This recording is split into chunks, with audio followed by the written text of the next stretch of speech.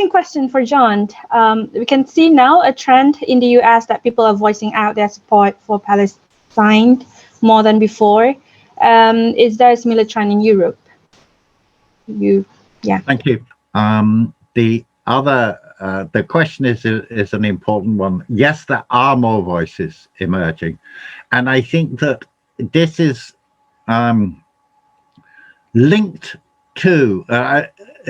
Let me just speak about America first, and then Europe, where the picture is more complicated. But in America, this is linked to the fact that there has been a radicalization of young people in America, the most obvious manifestation of which was the Black Lives Matter movement, which was the biggest protest movement in the whole history of America.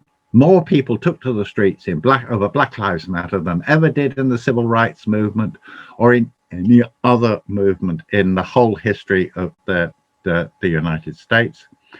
And other manifestations of it was the candidacy of Bernie Sanders. Didn't win the Democratic nomination, but the fact that he got large support, this was again unprecedented.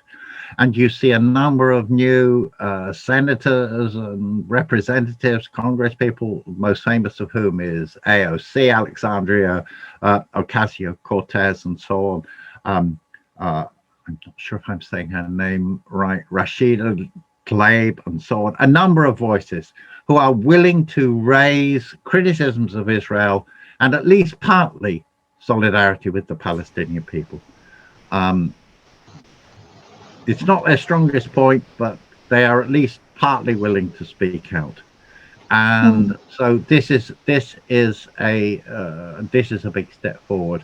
Now in Europe, I think the picture is more mixed, in the sense that there's many parts of Europe where it is very, very difficult, Germany, for example, but there's clearly more voices being heard in Britain, despite the attempt of the witch hunt.